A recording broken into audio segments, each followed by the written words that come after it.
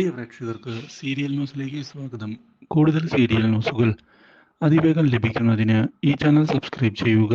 Bell icon മറക്കാതെ click ചെയ്യുക. Video ഇഷ്ടമായി എങ്കിൽ ലൈക്ക് ചെയ്യാൻ മറക്കരുത്. ജയറാമിൻ്റെ ഭീഷണി കേട്ടതിനെ തുടർന്ന് ഇനി എന്തു ചെയ്യുമെന്ന് ആലോചിക്കുകയാണ് ഇപ്പോൾ ദേവബാലയും കൂട്ടരും. മാത്രവുമല്ല, ഇതേസമയം തിരികെ എത്തുന്ന ജയറാമൻ കാര്യങ്ങളെല്ലാം തുറന്നു പറയാൻ തയ്യാറാവുകയാണ്.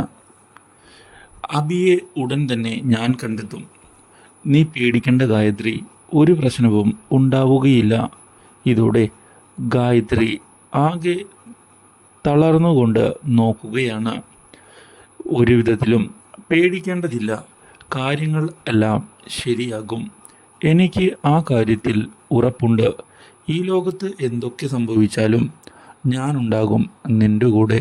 അതിൽ യാതൊരു സംശയവുമില്ല. മനസ്സിലായോ ഗായത്രി? നമ്മൾ പുതിയൊരു ജീവിതം തുടങ്ങുക തന്നെ ചെയ്യും എന്ന് ഉറപ്പിച്ചു പറയുകയും ചെയ്യുകയാണ് ഇപ്പോൾ ബലരാമൻ.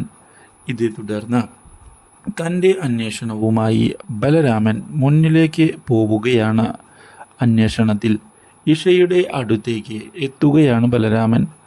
മാത്രവുമല്ല, ഇഷയോട് ഗായത്രിയെ കണ്ടുകിട്ടിയെന്നും അതുകൊണ്ട് തന്നെ അബിയെ അവളുടെ മുന്നിലേക്ക് കൊണ്ടുപോകാനാണ് താൻ വന്നിരിക്കുന്നത് എന്ന് ബലരാമൻ പറയുകയും ചെയ്തിരിക്കുകയാണ്. ഇത് ഇഷയെ ഞെട്ടിച്ചു കളയുന്നു. Do like, share and subscribe.